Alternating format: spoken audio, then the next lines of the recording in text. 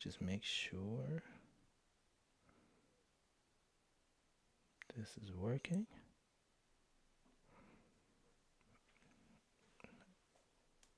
All right. There we go. Hey everyone. I welcome back to another weekly episode of Capture and Create, your weekly photography hangout live show here on YouTube. I didn't put out a post ahead of time saying I was going to do this, but yeah, every Friday at 10 a.m. Well, around 10 a.m. Pacific Standard Time, I do this show and I talk about things in the news, just things that are on my mind. If you have any questions or comments, please leave them down in the description, or in if you're watching this afterwards, you can put them in the comments down below. Yeah, we'll get started. So today I don't have anything in particular planned. I kind of looked up a couple things before, jumping on, like preparing for the show. But one thing I wanted to talk about was my Samsung Galaxy Tab S8, and kind of give you an update, like a real life update, real time update of how I've been using this device. Now, if you watched one of my previous videos, I don't know if I did a actual video on it, but I talked about the keyboard that I got for this, which I was really looking forward to. It was like the Magic trackpad type of keyboard from Apple, but it was for Samsung. At the time, I picked it up for like $90, but now it's like $120. However, I have ended up returning that keyboard because it was good, it was nice, but it just didn't go back far enough, like the angle of the keyboard, of the screen. And so I returned it, and I actually went to an Apple store and I tried the Magic Keyboard. And it's the exact same problem like what I would have if I picked up a iPad and a Magic Keyboard. However, this is way cheaper than that combination. So personally, it just wasn't a good product for me. However, I do think it is a really good product overall. Like the build factor, the build factor of it, the way that they implement it, it's really nice. It actually is really nice. The backlit keyboard's backlit keyboard, really nice. I just didn't like the way that it worked for me. So when you're looking at these reviews people do and they're talking about it, you always have to put in a grain of salt. Like we're talking from our perspective, and it's, so what doesn't work for me doesn't mean it's not going to work for you. Another case in point, I was talking to my dad about the Adonis dash pin that I absolutely love. This is like the one accessory I will go to bat for. And I think if you're a photographer looking to edit pictures on a phone or a tablet that doesn't have touch support, like finger or stylus support, this is the way to go. But he was reading on reviews, it was like, oh, it's scratching the screens, doing this and all these things, and I'm like, I haven't had any problems. Like, it worked great. I use it daily. Doesn't scratch the screen. Now, if you're using like a foldable device and the screen, like you have the soft glass, soft plastic inside screen, yeah, it's gonna scratch it. And they even say it's not recommended for those devices. But for S22 Ultra, works fine. Tab S8 works fine. My iPad works fine. iPhone that doesn't have a stylus support, works fine. So, when we talk about these products, I may say something is amazing and it works great, and it's not because Adonis doesn't know that I own this device. They know nothing about me having this device. And I'm going to tell you how I truthfully feel about it. And even if someone did send me something, when I express my feelings for it, for me at least, I'm being genuine and saying like, oh, this is cool, this is great, but I may not keep it. So for me, returning the keyboard, and I never buy anything just to review it and then return it. I actually wanted to use it and bring it with me and use it, as my going away, working out of the house device, and it just didn't fit that bill. It kind of fell short, where like the iPad kind of falls short for me, where it's like it's great for certain things, but my MacBook Air is amazing, and it's the M1 MacBook Air, and I think I've been spoiled by it really because it's very thin, it's very light. I'm running my live stream off of here. I can edit 8K video on here.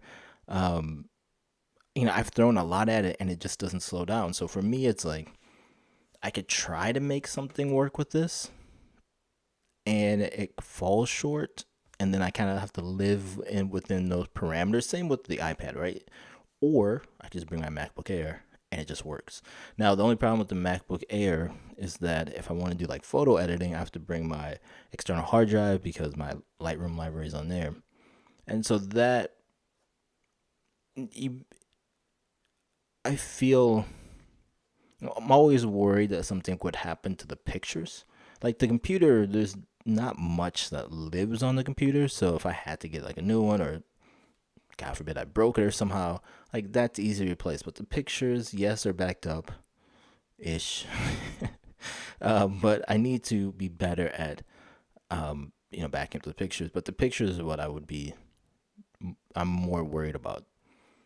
So having said all that, yes, the Samsung Galaxy Tab S8 is still amazing for picture editing. Like I absolutely love picture editing on here.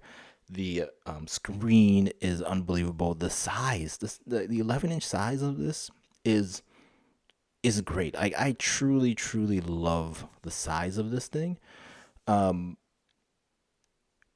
photo editing is great. The only thing, and here's where like having a Mac is better, or even like a Windows tablet or laptop is better, is I shoot a lot of panoramics. You cannot natively stitch together a panoramic in Lightroom on here. You can get third-party apps that kind of work okay and do it, but it's not the same workflow, right? And so having a Mac or a Windows device that can run Lightroom Classic, or just Lightroom, what I'm gonna call Lightroom CC. That's what I remember it being called. And being able to do the photo stitching, being able to do the lens blur, being able to do the new HDR, having the new HDR tools in a just this light device, or pretty much just as light device with the MacBook Air. There's a Windows tablet I'm thinking about picking up to play with and using, just running Lightroom Classic, the light version of that, and then maybe that would be my leave the house type computer. But even there, I could do photography stitching and things like that. So even though this does have Dex mode, I can use this as a Chromebook. Like really, to me, this is a Chromebook that can run Android, or an Android that can also be turned into a Chromebook. But for those situations when I'm just sitting around at a coffee shop and I'm not gonna do any work. I'm doing more like research or reading. This thing is amazing. If I just want to edit pictures while I go out for the day, take some pictures, come back home, come back to a coffee shop while I'm waiting for like my kid to do something, edit pictures on here, amazing. Like there are places where this excels and is better than a laptop, right? This is much easier to sit in a car, put the SD card reader in there, import some pictures, and start editing right away, versus a laptop where it's not as comfortable. And having this stylus or this stylus, right? Either stylus, being able to edit pictures with it, amazing. Being able to read a Kindle book and highlight things on there, again, amazing. And so for me, the Tab S8 Ultra hasn't worked out the way I thought it would work out, but it's also kind of just turned into my heading out of the house tablet, which is a very privileged thing to say. I get it, but as a photographer, back to photography, as a photographer, this is a great accessory.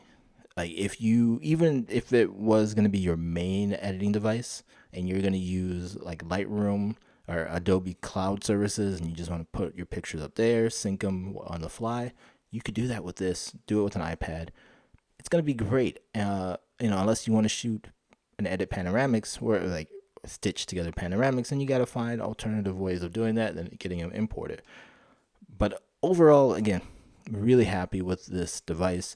It's funny because I was just talking to my son about, like, he had a birthday and he was expecting one thing and he didn't get the gift that he wanted, and he was a little bummed out. And I was like, sometimes you gotta go into life with no expectations. And like for me, I had some case uses for this and I had some expectations, but knowing how this works now, it it's even better than what I would have thought I would have used this for. And knowing the limitations now, knowing what it can and can't do, has made the experience really good.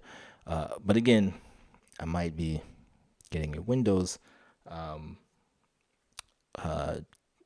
tablet style computer to fit the out of the house computing.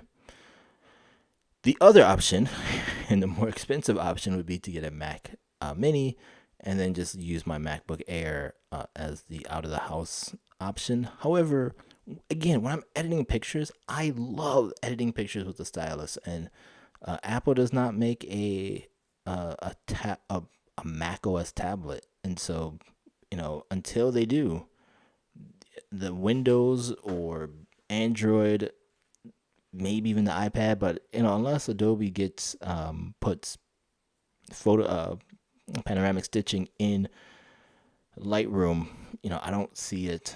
I don't see myself being able to do my panoramic workflow on a mobile device. But yeah, overall, really happy with this. Again, I thought I would be using it more as a laptop replacement or a laptop alternative when I'm out and about in the coffee shop, but it hasn't worked out that way. But still amazing. Just going out, take some pictures, bring this back again, and it fits in my little satchel bag, which is awesome. Like, you throw this in there, I'm good to go. So yeah, overall, really happy with this. Same thing with the S22 Ultra. Really happy with that S22 Ultra. I think a lot of iPhone users, myself included, we look at Android and we see what they're doing, especially like in the foldable device. Well, I should say I see what they're doing in the foldable devices, but everyone's raging about the iPhone 5x 12 megapixel camera, and it's like, what? Google's 5x 48 megapixel camera looks just as good, if not better. Samsung's 10x telephoto camera, I believe it's 10 megapixels or 12 megapixels, but looks pretty good. Like, I've used it, looks really good. Even on the older one, seems pretty good. I believe the rumor is the S24 Ultra will have a higher resolution telephoto sensor, so that would be nice. Again, not because you're gonna print these things really big, but what I would love to see all these phone manufacturers do is what Apple is doing, which I think is actually a really good idea. Almost taking two pictures, like a higher resolution picture, a lower resolution picture, merging them together, and it's giving you this hybrid, like 24 megapixel image resolution image, right? So, and I really like that idea because you're still getting a lot of good detail, a lot of great dynamic range, but the file size doesn't have to be ginormous. But what they're doing on the 14 Pros, because the 14s can't get what the 15s got. What they did with the 14 Pros is they're doing the pixel bending, where they're taking 4 pixels and putting them together, making them essentially one, which is kind of cool. But I like what they're doing with the 15 Pros. I have no interest in buying a 15 Pro just for that one reason, but it looks pretty cool. However, talking about Android, I am really excited with the images I've been seeing from the Google Pixel 8 and 8 Pro. And they have always had really good pictures, imaging, I should say, because Google does a great job with their photography pipeline, I guess you want to call it. Their processing, the image on a system on a chip, and all that good stuff. Done a great job for many years with with that work. And to be honest, I think it's a little bit better than the iPhone. And I have to say, and I will say this every time we talk about this, whether you have an iPhone, whether you have a Samsung phone, whether you have a Google phone, maybe even Asus, like all these phones from all these cameras in these phones, all these cameras in these phones are really, really good, right? You're not gonna go wrong with these with whatever phone you get, right? There might be certain features that are on some and not others, but all of them have portrait mode now. All of them have cinematic video. All of them have uh, great dynamic range, great low light, like night sight type pictures. So you can't go wrong with any of these pictures. It's really more of like what ecosystem you want to be a part of, how does your workflow go, and all that good stuff. So take everything I say with a grain of salt, knowing like if you have an iPhone 13, 14, or 12, if you have the Pixel 7, maybe even the Pixel 6, the S22, S22 Ultra, S21, you're fine. Like your phone takes really good pictures right now. And so, having said that, though, the Google Pixel 8 and 8 Pro look really good, and of course, the night mode looks amazing. And I think that's where they do their best work, is in their low light computational photography, and it looks amazing. Like if I won the lottery today, the one thing I would do is I would pick up one of those phones, because it would be fun just to play with and go to a dark place to to take pictures. And so I will leave a link down below to DP Review, where they have a sample gallery images of those pictures, and it really looks good. The depth of field looks really good. Now, what I can't wait to see one day is when we get 1-inch sensors in a cell phone. I believe Sony has done it before, and maybe like a OnePlus possibly.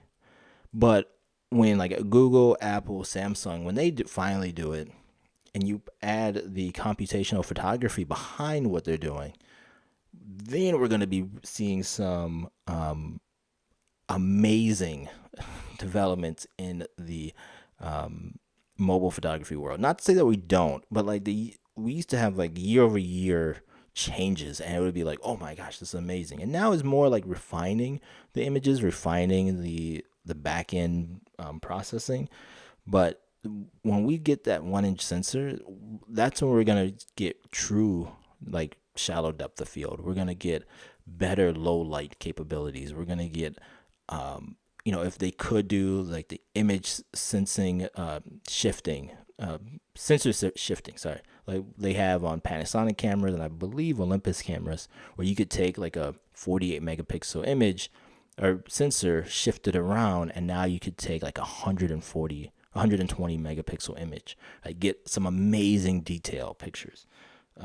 That's something I used with the Panasonic G9, and granted, yeah, I had no need to do that, right? I wasn't zooming in or cropping in really heavily, but I did it for a couple of product shots, and it was amazing to use. Like, oh, you just want a shoelace from this shoe? Let's crop in, and we still have all the detail and all that good stuff. If it's not a windy day, you could do it with a landscape, and you could really punch in and create some amazing compositions from within one image. So it's almost like having a medium format sensor in a phone. Obviously, it's not quite that large, but like you get the picture. So that's what I'm really waiting for. I think that would be the next evolution of the phone, at least from a photography perspective. I know, folding phones are a thing right now. They look amazing. OnePlus just came out with theirs. It's probably the best one of the best folding phones that we've seen.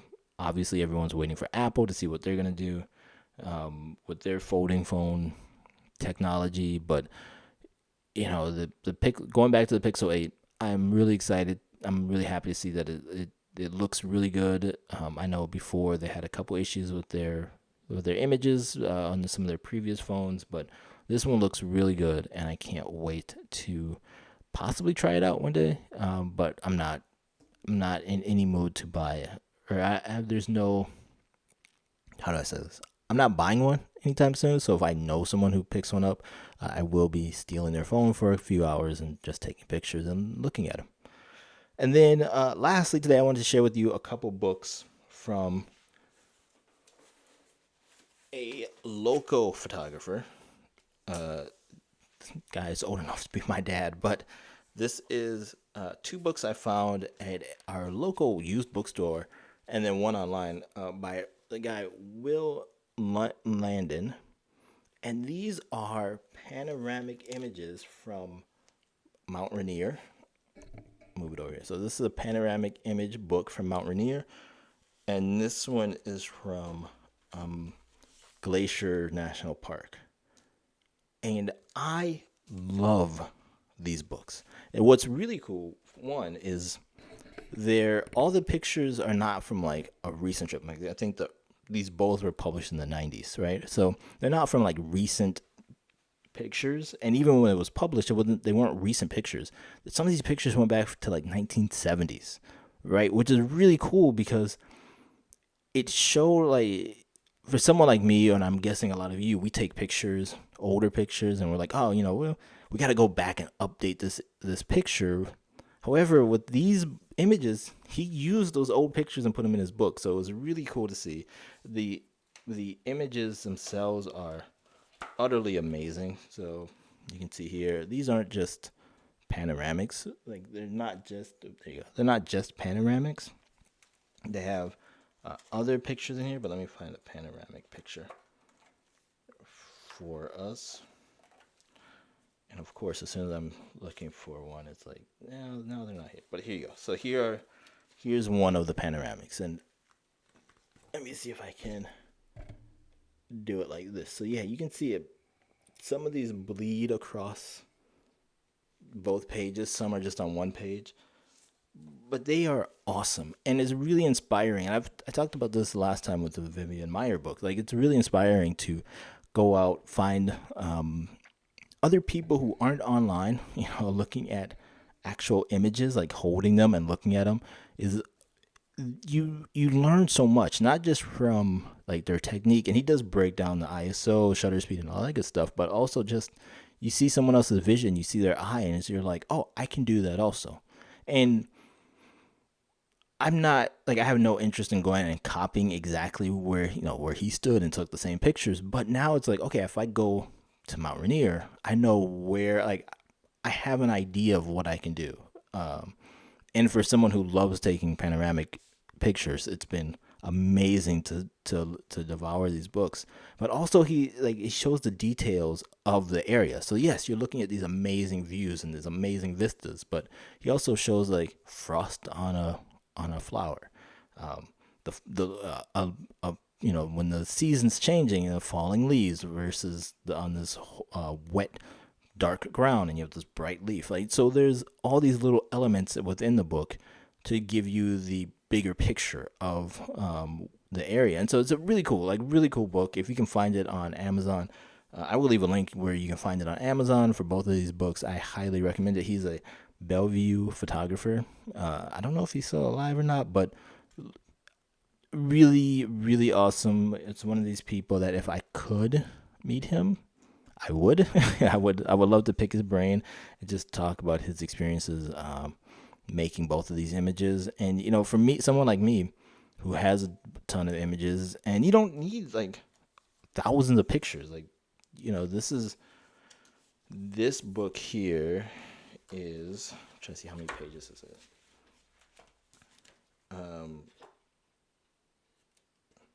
You're looking at about like 150 pages, right? Well, you can make your own book, and it doesn't have to be 150 pages. Like, when we went to London, I'm putting together my own London street photography book for myself. Like, it's just gonna sit on my coffee table in the house. But that's really cool. And if you all are interested, I'll have a link to where if you want to purchase one, you can. But that's really cool when you make your own work, when you publish your own book and you see the work that you've done. And it's, back when he did this, he had to go through a publisher and get approval, quote unquote, to make this book. Now we can make our own books. And again, they don't have to be for sale, but having them on your own coffee table, having them on your wall behind you, like it's encouraging. It encourages you to go out and take more pictures. It encourages you to pick up the camera and explore more. And then you want to try other things. Maybe you want to put together a book of just iPhone photography, just Android photography, just travel photography, certain location, a certain time of the year. If you have been taking pictures for as long as I have, maybe like there's you want the month of October through through a set of years, and like all just your favorite pictures that you took in that month. I think for us, like I'm gonna create one of the lockdown diaries where we were in the house, not on lockdown, but we were in the house during the height of COVID and what we were doing. And again, that's just a personal project, but it's a great way to use our pictures. It's a great way to stay motivated. It's a great way to share your art with the world if you want to do that, but also with your friends and family, right? No one wants to just look at your pictures on your Instagram feed, or your pictures. There might be pictures you don't want to put on Instagram that you would rather just print and then have that for yourself or share with friends and family. That's awesome too. So I highly encourage you all to go out, find photography books, whatever that you're doing. Go find these books, look at them, study them, because you can only get better by studying the people who come before us. Practice, take your phone, take your camera, go out and take pictures. Even if you're just going to the grocery store, take a picture of the fog, of the road that you're going down, or something. I don't know. There's always something to take a picture of.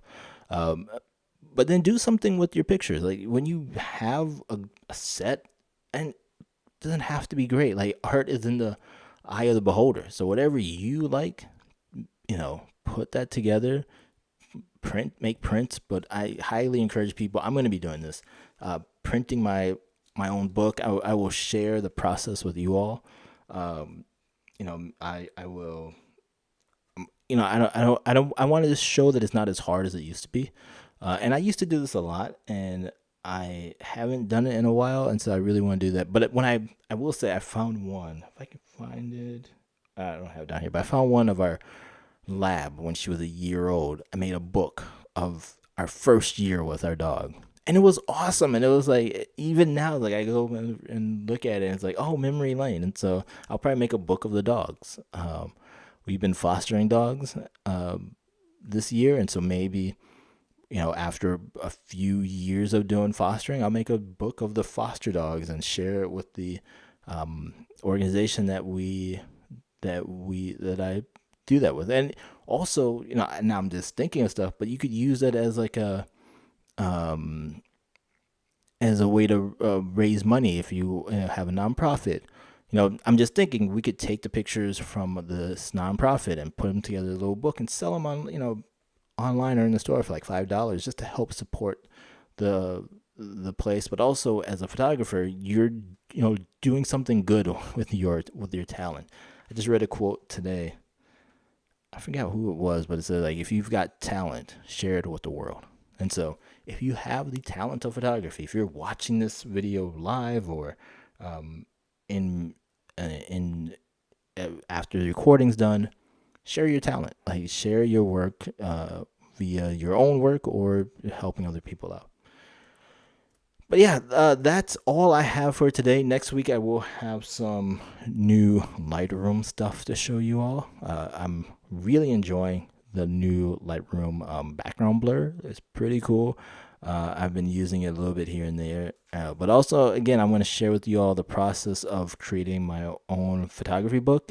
So probably next week, starting next week, we'll start that series of just the steps I've been going through. What I want to show you from start to finish what it looks like to publish your own book. All right, thank you as always for watching this video. I will see you all next week, 10 a.m. ish, live here on YouTube. I will make sure I'll put an announcement so you all can join. And if you do have questions, please, this is all about your questions about Lightroom, about photography in general. If there are some camera related things I could possibly help you out with, let me know. I would love to answer them on here. I would love to talk and catch up with you all. All right, I will see you next one. Talk to you later. Bye-bye.